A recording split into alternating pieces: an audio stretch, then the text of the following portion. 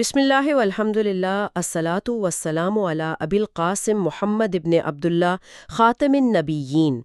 ذرا ایک منظر کا تصور کیجئے۔ تپتا ہوا صحرا ہے اور اس دیہاتی ماحول سے کچھ کھردرے اور سخت مزاج بددو چلتے ہوئے آتے ہیں۔ صحرا کے باسی۔ بالکل، اور وہ سیدھا ایک پیغمبر کے پاس پہنچتے ہیں اور بغیر کسی تمہید کے ایک انتہائی جارحانہ اور پیچیدہ سوال داغ دیتے ہیں کہ بتائیے اس کائنات کا اختتام کب ہوگا، یعنی قیامت کب آئے گی؟ بڑا براہ راست سوال تھا۔ ہاں، اب اس کے جواب میں پیغمبر انہیں جو کچھ بتاتے ہیں وہ انہیں حیران تو کرتا ہی ہے، لیکن بعد میں آنے والی نسلوں کے لیے اور صدیوں تک کے لیے ایک زبردست فکری بحث چھیڑ دیتا ہے۔ آج کے اس تفصیلی جائزے میں ہم انہی ذرائع اور تاریخی حوالوں کو کھنگالیں گے جو بظاہر سیدھے سادے لگتے ہیں، لیکن ان پر اعتراضات اٹھائے جاتے ہیں۔ صحیح، کیونکہ ان پر جدید ذہن اکثر سوال اٹھاتا ہے۔ بالکل، تو آج کا ہمارا مشن یہ سمجھنا ہے کہ کیسے قدیم الفاظ کے محض ظاہری ترجمے سے چپک جانا ہمیں ان کے پیچھے چھپی ہوئی گہری لسانی، نفسیاتی اور سائنسی حقیقتوں سے دور کر دیتا ہے۔ چلیں اس بات کو تھوڑا کھول کر بیان کرتے ہیں۔ ضرور۔ آج ہم دو بظاہر مختلف لیکن بنیادی طور پر ایک جیسے موضوعات پر بات کریں گے۔ ایک کائنات کے اختتام یعنی قیامت کا وقت، اور دوسرا بخار کی حقیقت۔ ان حوالوں کا مطالعہ کرتے ہوئے، اپنی انسان کی محدودیت کا اقرار کرتے ہوئے، میں ایک بار استغفر اللہ کہتی ہوں کہ ہم کتنی جلدی چیزوں کے ظاہری خول کو دیکھ کر حتمی نتیجے نکال لیتے ہیں۔ اور یہی ہماری سب سے بڑی غلطی ہے۔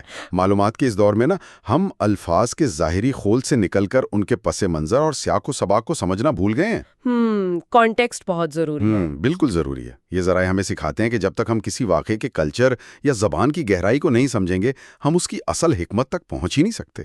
تو پھر شروعات کرتے ہیں قیامت کے وقت اور ان احرابیوں یعنی ان بدوؤں کے واقعے سے۔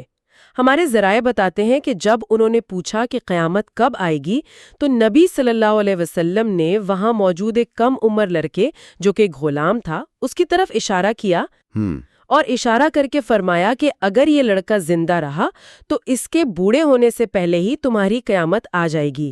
اب یہاں بات واقعی دلچسپ ہو جاتی ہے۔ جی، کیونکہ بظاہر یہ بات سمجھ نہیں آتی۔ ہاں نا، کیونکہ اعتراض کرنے والے کہتے ہیں کہ بھئی وہ لڑکا تو مر گیا، مٹی میں مل گیا، صدیاں گزر گئیں، لیکن وہ کائنات کے ختم ہونے والی قیامت تو نہیں آئی، تو اس کے کیا مطلب ہوا؟ اس موقع پر انسان کے کم فہمی پر واقعی میں استغفر اللہ کہتی ہوں۔ ہم کتنی جلدی اعتراض کر دیتے ہیں۔ دیکھیں، بات یہ ہے کہ لوگ لغت کی گہرائی سے ناواقف ہیں۔ اگر ہم اس بات کو وسیع تناظر میں دیکھیں تو عربی لغت میں ساعت یعنی قیامت کا مطلب صرف کائنات کا اختتام نہیں ہے۔ اچھا، تو اور کیا مطلب ہے اس کا؟ اس سے مراد موجودہ وقت بھی ہو سکتا ہے، یا وہ وقت جب کسی انسان پر موت طاری ہو جائے۔ قدیم لسانیات کے مطابق قیامت کی دراصل ایک نہیں بلکہ 3 قسمیں ہوتی ہیں۔ 3 قسمیں؟ یہ تو ہم نے عام طور پر سنا ہی نہیں ہے۔ جی ہاں، پہلی ہے قیامت صغریٰ یعنی چھوٹی قیامت۔ یہ ہر انسان کی انفرادی موت ہے۔ حدیث میں آتا ہے کہ جب تیز آندھی چلتی تو نبی صلی اللہ علیہ وآلہ وسلم کو قیامت یعنی موت یا ہلاکت کا خوف محسوس ہوتا تھا۔ مطلب وہ کائنات کے پھٹنے کا نہیں بلکہ اس لمحے کی موت کا خوف تھا۔ بالکل۔ دوسری قسم ہے قیامت وسطیٰ یعنی ایک صدی یا ایک پوری نسل کا ختم ہو جانا۔ اور تیسری ہے قیامت کبریٰ، جب تمام لوگ حتمی حساب کے لیے اٹھائے جائیں گے۔ تو جب آپ صلی اللہ علیہ وسلم نے سوال کیا تو آپ صلی اللہ علیہ وسلم کی مراد دراصل ان پوچھنے والوں کی موت یا ان کی نسل کا ختم ہونا تھا؟ 100%۔ وہ انفرادی موت کی بات کر رہے تھے۔ ایک مہینہ قبل فرمایا تھا کہ آج جو زمین پر زندہ ہے 100 سال بعد ان میں سے کوئی باقی نہیں رہے گا۔ بالکل، یعنی وہ صدی گزر جائے گی، وہ درمیانی قیامت مکمل ہو جائے گی۔ یہ تو حیران کن ہے۔ لیکن یہ تو ایسا ہی ہے جیسے کوئی استاد جانتا ہو کہ طالب علم کا اصل مسئلہ کیا ہے اور وہ اسے کتابی جواب دینے کے بجائے اس کی زندگی سے جڑا ہوا جواب دے۔ صحیح کہا آپ نے۔ لیکن میرے ذہن میں ایک بات آ رہی ہے، انہوں نے سیدھا یہ کیوں نہیں کہہ دیا کہ بھئی مجھے نہیں معلوم؟ بات تو وہی ختم ہو جاتی۔ یہ ایک بہت اہم اور گہرا نقطہ ہے۔ یہاں جو بات سب سے زیادہ حیران کن ہے وہ نبی صلی اللہ علیہ وسلم کی نفسیاتی بصیرت ہے۔ نفسیاتی بصیرت؟ وہ کیسے؟ دیکھیں، وہ بدو سخت مزاج تھے، ان کے دلوں میں ابھی ایمان پوری طرح راسخ نہیں ہوا تھا۔ اگر آپ صلی اللہ علیہ وسلم سیدھا کہہ دیتے کہ مجھے نہیں پتا، تو وہ عرابی شکوک و شبہات میں پڑ جاتے، ان کا اعتماد متزلزل ہو جاتا۔ اچھا، یعنی وہ سوچتے کہ یہ کیسے رہبر ہے جنہیں اتنا بڑا علم ہی نہیں ہے؟ بالکل، اس لیے آپ صلی اللہ علیہ وسلم نے انتہائی حکمت سے ان کی توجہ اس قیامت کی طرف دلائی جس کا انہیں فوری سامنا کرنا تھا، یعنی ان کی اپنی موت، تاکہ وہ نیک اعمال کی فکر کریں۔ موت کی اس بے یقینی پر کہ کب آ جائے، ہمیں واقعی استغفر اللہ کا ورد کرتے رہنا چاہیے۔ واقعی ہم اگلے لمحے کا نہیں جانتے اور سوال کائنات کے اختتام کے کر رہے ہوتے۔ یہی تو، اور اگر ہم بڑی تصویر دیکھیں نا، تو قیامت کبریٰ کا قطعی علم صرف اور صرف اللہ کی ذات کو ہے۔ سورہ لقمان، الاعراف اور الحزاب میں یہ بات بالکل واضح ہے۔ یعنی انبیاء کو صرف نشانیاں بتائی گئی تھیں۔ جی، صرف علامات، جیسے امانت کا ضائع ہو جانا یا دریائے فرات سے سونے کے پہاڑ کا نکلنا جس پر لوگ کٹ مریں گے۔ انسان کے اندر کے اس لالچ اور کمزوری کو اور خدا کے خوف کو یاد کر کے میں ایک بار پھر استغفر اللہ کہتا ہوں۔ یہ علامات تو واقعی خوفناک ہیں، لیکن ان ذرائع میں ایک انتہائی حیران کن حقیقت کی طرف بھی توجہ دلائی گئی ہے، اور وہ ہے بائبل کا حوالہ۔ ہاں، وہ بہت دلچسپ پہلو ہے۔ مطلب میں پڑھ کر دنگ رہ گئی کہ انجیل متی اور مرکز میں بھی بالکل یہی بات موجود ہے۔ بائبل کے مطابق عیسیٰ علیہ السلام نے فرمایا کہ اس دن اور گھڑی کا کسی کو علم نہیں سوائے باپ کے۔ اور پھر وہ دوسری بات بھی جو موت سے متعلق ہے؟ جی، کہ یہاں کچھ ایسے کھڑے ہیں جو موت کا مزہ نہیں چکھیں گے جب تک کہ وہ خدا کی بادشاہت کو طاقت کے ساتھ آتا نہ دیکھ لیں۔ یہ حیرت انگیز نہیں ہے کہ کیسے مختلف ادوار میں الہامی پیغامات میں اتنی مماثلت پائی جاتی ہے؟ بالکل، اس سے پتہ چلتا ہے کہ تمام الہامی تعلیمات کا اصل مقصد انسان کی نفسیاتی اور روحانی تربیت تھا، نہ کہ اسے صرف مستقبل کی خبریں دے کر حیران کرنا۔ صحیح کہا۔ اچھا، اب یہاں سے ہم ایک منطقی ربط بناتے ہوئے نئے موضوع کی طرف چلتے ہیں۔ جس طرح ہم نے دیکھا کہ قیامت کے حوالے سے الفاظ کو ظاہری معنوں تک محدود رکھنے سے غلط فہمیاں پیدا ہوئیں، بالکل اسی طرح ایک اور حدیث کے ساتھ بھی ہوا۔ آپ بخار والی حدیث کی بات کر رہی ہیں نا؟ جی، وہ یہ کہ بخار جہنم کی بھاپ میں سے ہے، اسے پانی سے ٹھنڈا کرو۔ اب ظاہر ہے جدید ذہن فوراً کہے گا کہ بخار تو ایک طبی اور جسمانی کیفیت ہے۔ ہاں، انفیکشن کا نتیجہ ہے۔ بالکل، انفیکشن کا نتیجہ ہے، تو اسے جہنم کی آگ سے کیسے جوڑا جا سکتا ہے؟ کیا یہ محض ایک استعارہ ہے یا اس میں کوئی سائنس چھپی ہے؟ مطلب جدید ذہن کے اس تکبر کو دیکھ کر تو میں بس اللہ کی پناہ مانگتی ہوں اور استغفر اللہ کہتی ہوں کہ ہم فوراً چیزوں کو رد کر دیتے ہیں۔ ہاں، اور یہ ایک بہت اہم سوال اٹھاتا ہے، لیکن اس کا جواب بہت خوبصورت ہے۔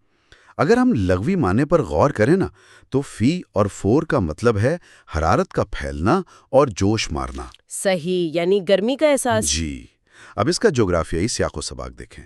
یہ خطاب خاص طور پر اہل حجاز کے لیے تھا، مکہ اور مدینہ کے لوگوں کے لیے، جہاں گرمی بہت شدید ہوتی تھی۔ بالکل۔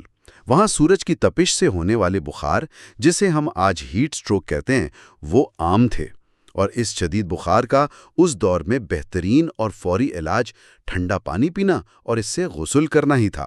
واہ، یعنی یہ تو ایک خالص طبی اور لاجیکل نسخہ تھا۔ 100%، اور علماء کے نزدیک اسے جہنم سے جوڑنا دراصل ایک تشبیہ ہے، تاکہ انسان کو اس دنیا کی شدت سے آخرت کی آگ کی شدت کا احساس ہو۔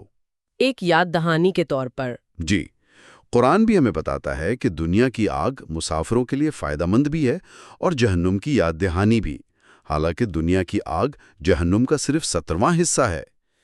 تو کیا اس کا مطلب یہ ہے کہ بخار صرف ایک عذاب یا یاد دہانی نہیں ہے، بلکہ اس کا کوئی جسمانی فائدہ بھی ہے؟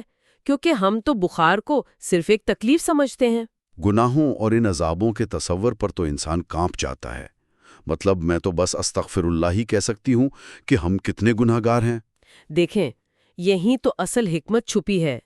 ابن القیم رحمت اللہ کے حوالے سے ہمارے ذرائع بتاتے ہیں کہ بخار کے ایسے زبردست طبی فوائد ہیں جو بڑی سے بڑی دوائیاں بھی نہیں دے سکتی۔ واقعی؟ مطلب بخار کا فائدہ کیسے ہو سکتا ہے؟ ابن القیم کے مطابق بخار جسم کے اندر کے گاڑے اور فاسد مادوں کو پختہ کر کے پگھلا دیتا ہے۔ یہ بند راستے کھولتا ہے۔ اوہ، جسے آج کی سائنس قدرتی ڈیٹاکس کہتی ہے۔ بالکل وہی، حتیٰ کہ آنکھوں کی پرانی بیماریوں اور لقوہ یعنی چہرے کے فالج تک میں یہ فائدہ مند ثابت ہوتا ہے۔ یہ تو حیرت انگیز ہے، یعنی جسم خود کو اندر سے صاف کر رہا ہوتا ہے۔ ہاں، لیکن بات صرف جسمانی صفائی تک محدود نہیں ہے۔ نبی صلی اللہ علیہ وسلم کی بصیرت اسے روحانی صفائی سے بھی جوڑتی ہے۔ ذرائع میں حضرت سائب رضی اللہ عنہا کی ایک بڑی مشہور حدیث ہے۔ اچھا، ان کا کیا واقعہ ہے؟ انہیں سخت بخار تھا اور وہ تکلیف میں بخار کو برا بھلا کہہ رہی تھیں، تو نبی صلی اللہ علیہ وسلم نے فرمایا کہ اسے برا نہ کہو، یہ انسان کے گناہوں کو ایسے دور کر دیتا ہے جیسے بھٹی لوہے کے زنگ کو صاف کرتی ہے۔ سبحان اللہ، بھٹی اور لوہے کی تشبیہ۔ بالکل، علامہ ابن القیم فرماتے ہیں کہ جس طرح دنیا کے طبیب جسم کی صفائی کو سمجھتے ہیں، ویسے ہی قلوب کے طبیب یعنی نبی صلی اللہ علیہ وسلم روح کی صفائی کو سمجھتے تھے۔ ہمارے دلوں پر جو گناہوں اور خطاؤں کا روحانی زنگ چڑھ جاتا ہے نا، اس پر ایک بار پھر استغفر اللہ ہی کہا جا سکتا ہے، اور یہ بخار اسی زنگ کو اتارتا ہے۔ کیا کمال بات ہے، یعنی ایک ہی وقت میں ہمارا جسم بھی صاف ہو رہا ہے اور ہماری روح بھی دھل رہی ہے۔ جی، یہ قدرت کا ایک مکمل نظام ہے۔ آج کی اس پوری گفتگو کو اگر سمیٹے نا، تو ہم نے دیکھا کہ ذرائع پر بس ایک سرسری نظر ڈالنے اور ان کی گہرائی میں اترنے میں کتنا فرق ہے۔ بہت بڑا فرق ہے۔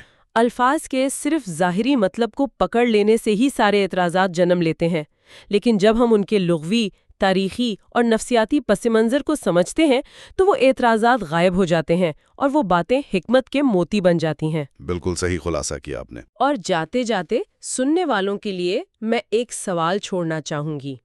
اگر ایک عام سا بخار جو ہمیں ظاہری طور پر اتنی تکلیف دیتا ہے، وہ جسمانی اور روحانی طور پر ہمارے لیے اتنا فائدہ مند ہو سکتا ہے جس کا علم جدید طب آج دریافت کر رہی ہے، تو ذرا سوچئے زندگی میں آنے والی وہ کون سی دوسری تکلیفیں یا قدرتی عوامل ہوں گے جنہیں ہم آج اپنی کم علمی کی وجہ سے برا سمجھتے ہیں، مگر در حقیقت وہ ہماری بقا اور بہتری کے لیے ڈیزائن کیے گئے ہوں۔ اس پر ضرور غور کیجیے گا۔ ھذا ما عندی واللہ ورسولہ اعلم بالصواب۔